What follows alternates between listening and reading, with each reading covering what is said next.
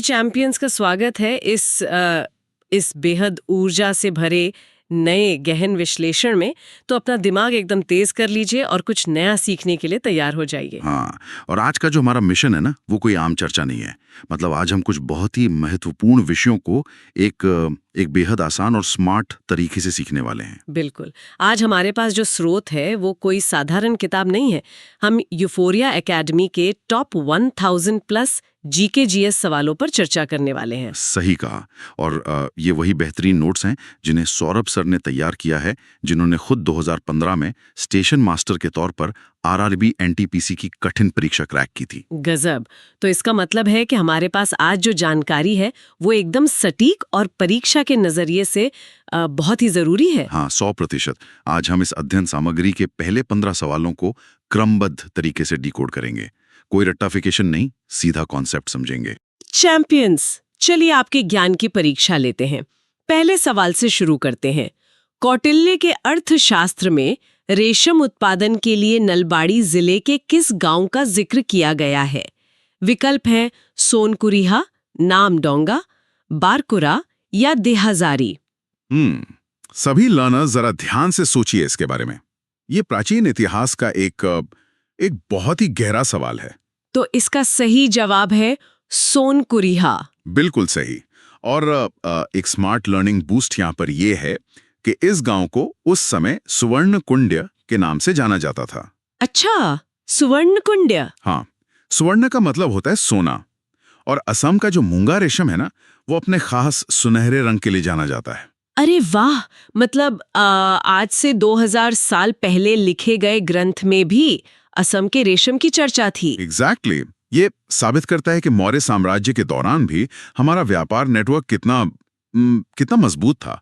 असम का रेशम पूरे भारत में मशहूर था। ये तो सच में शानदार बात है। ग्रेट। तो चलिए अगले सवाल पर चलते हैं।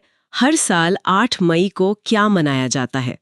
ऑप्शंस हैं मजदूर दिवस, रेड क्रॉस और रेड क्रीसेंट दिवस, नो टोबैको दिवस या पर्यावरण दिवस। तो ये तो काफी सीधा सवाल लगता है, लेकिन अक्सर लोग इसमें कंफ्यूज हो जाते हैं। सोचिए जरा। सही उत्तर है रेड क्रॉस और रेड क्रीसेंट दिवस। एकदम सही।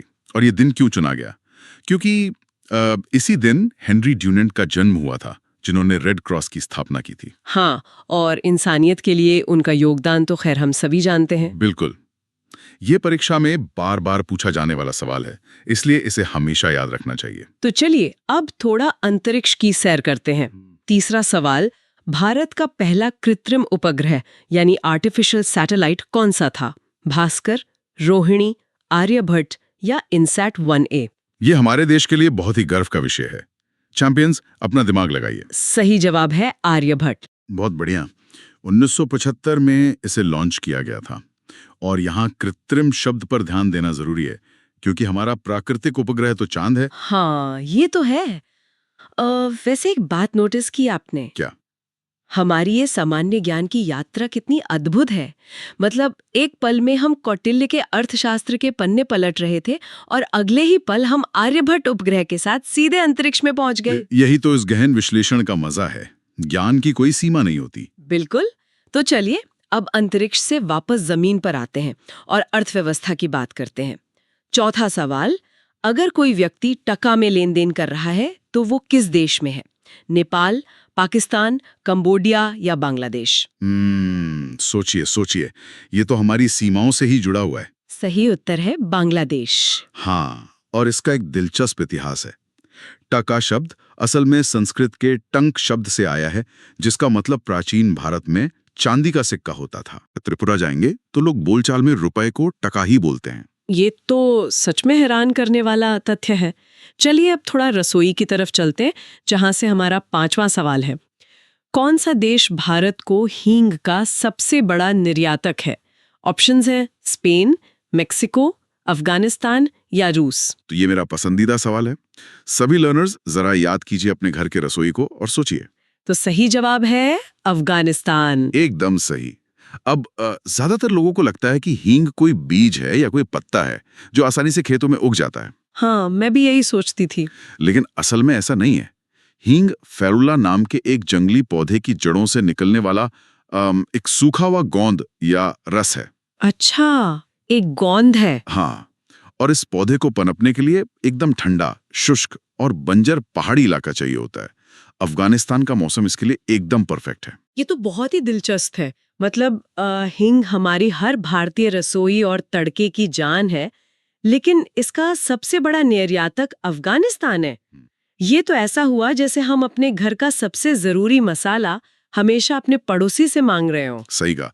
यही तो भूगोल की खूबसूरती है, कैसे एक देश की रसोई दूसरे देश की मिट्टी पर निर्भर करती है। क्या बात है। चलिए अब छठे सवाल पर आते हैं।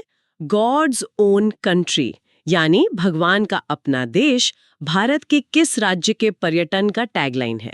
असम, मिजोरम, केरल या राजस्थान? ये तो शायद बहुत से लोगों को पता होगा, पर फिर भी ध्यान से सोचिए। सही उत्तर है केरल। बिल्कुल।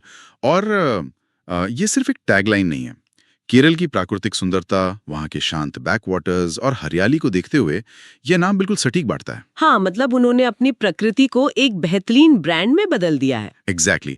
पर्यटन और प्रकृति का इतना शानदार तालमेल बहुत कम देखने को मिलता है। ग्रेट। तो अब पर्यटन से आगे बढ़ते हैं और अपने नागरिक अधिकारों की बात करते हैं। 7वां सवाल, शिक्षा का अधिकार अधिनियम को मौलिक अधिकार के रूप में किस अनुच्छेद के तहत लागू किया गया था? आर्टिकल 21A, 25, 18 या 23? ये पॉलिटी का एक बेहद महत्वपूर्ण सवाल है। चैंपियंस अपना दिमाग लगाइए। इसका सही जवाब है आर्टिकल 21A। बिल्कुल सही। और यहाँ एक बहुत ही जरूरी कॉन्सेप्ट है जो परीक्षा के लिए अहम है। देखिए, आर्टिकल 21 क्या है? जीवन का अधिकार, राइट टू लाइफ। एग्जैक्टली। तो शिक्षा को 21A में क्यों जोड़ा गया?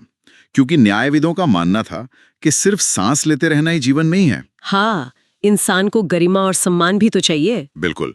और बिना शिक्षा के इंसान गरिमापूर्ण जीवन नहीं जी सकता। इसलिए शिक्षा को सीधे जीवन के अधिकार का ही हिस्सा बना दिया गया। ओफ, ये व्याख्या तो वाकई रोंगटे खड़े कर देने वाली है। मतलब शिक्षा कोई सरकारी खैरात नहीं है, ये हमारे सांस लेने जितना ही बुनियादी हक है। एकदम सही। और ये 86 में संविधान संशोधन के जरिए किया गया था। स्टूडेंट्स को ये फैक्ट जरूर याद रखना चाहिए। बिल्कुल याद रखेंगे। चलिए अब 8वें सवाल की ओर रुख करते हैं। निम्नलिखित में से किस स्थान को पहाड़ों की रानी कहा जाता है? ऑप्शंस हैं देहरादून, मसूरी, रानीखेत या नैनीताल। ये तो काफी मजेदार सवाल है। सोचिए, गर्मियों की छुट्टियों में लोग कहाँ जाना पसंद करते हैं? सही जवाब है मसूरी। जी हाँ, उत्तराखंड में स्थित मसूरी को पहाड़ों की रानी कहा जाता है। और क्या आप जानती हैं कि इसका नाम मसूरी क्यों पड़ा? नहीं, आप बताइए। वहां बहुतायत में उगने वाले एक मंसूर पौधे के नाम पर।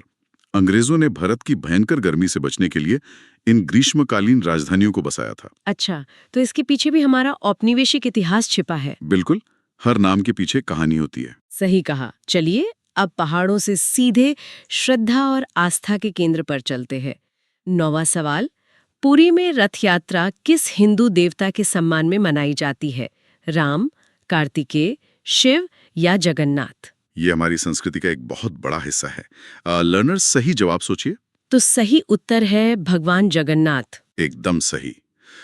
भगवान जगन्नाथ, जो कि विष्णु का ही एक रूप माने जाते हैं, उनकी रथ यात्रा उड़ीसा के पुरी में बहुत ही भव्य तरीके से निकाली जाती है। हाँ, मैंने देखा है टीवी पर, लाखों लोग उस विशाल रथ को खींचते हैं। हाँ, और इसी से एक बहुत ही रोचक बात जुड़ी है। जब अंग्रेजों ने पहली बार उस विशाल लकड़ी के रथ को और उस जनसमूह को देखा था, तो वे एकदम स्तब्ध रह गए थे। वाकई? हाँ, और उसी अजय रथ की ऊर्जा को देखकर अंग्रेजी भाषा में एक नया शब्द बन गया, जगरनॉट। अरे, जगरनॉट मतलब एक ऐसी विशाल शक्ति जिसे कोई रोक ना सके। एग्जैक्टली। देखिए कैसे हमारी संस्कृति ने अंग्रेजी की डिक्शनरी को ही एक नया शब्द दे दिया। ये तो सच में कमाल का फैक्ट है। मतलब ज्ञान की कोई सीमा नहीं है। चलिए 10वें सवाल पर बढ़ते हैं। प्रसिद्ध छद्मनाम यानी पेन नेम कांचन बरुआ के पीछे कौन से असमिया लेखक हैं? हेम बरुआ, भुवन मोहन बरुआ, होमेन बोर्गोहेन या नवकांत बरुआ? साहित्य के पन्नों से एक बहुत ही सुंदर सवाल है। सोचिए चैंपियंस। सही जवाब है भुवन मोहन बरुआ। बिल्कुल। और अक्सर लेखक छद्मनाम का इस्तेमाल करते हैं ताकि वे दुनिया की उम्मीदों से आजाद होकर बेबाकी से लिख सकें। हाँ, मतलब जैसे आपकी एक छुपी हुई पहचान हो जो कुछ बहुत ही बेहतरीन और जादुई रच रही हो। सही कहा। भुवन मोहन बरुआ जी ने कांचन बरुआ के नाम से पाठकों के बीच एक अलग ही जगह बना ली थी। बहुत खूब। अब साहित्य से वापस विज्ञान की तरफ छलांग लगाते हैं। 11वां सवाल, मिल्की वे गैलेक्सी को सबसे पहले किसने देखा था? गैलीलियो, मार्टिन श्मिट, मार्कोनी या न्यूटन? विज्ञान का एक बहुत ही क्रांतिकारी पल, अपना दिमाग लगाइए। सही उत्तर है गैलीलियो। जी हाँ, साल है 1610। गैलीलियो ने जब पहली बार अपने बनाए टेलीस्कोप से आसमान की ओर देखा तो उन्होंने मिल्की वे को पहचाना। लेकिन आसमान तो लोग हजारों सालों से देख रहे थे ना? बिल्कुल देख रहे थे, लेकिन लोगों को लगता था कि आसमान में जो वो दूधिया पट्टी है वो शायद कोई धुंध है या बादल है।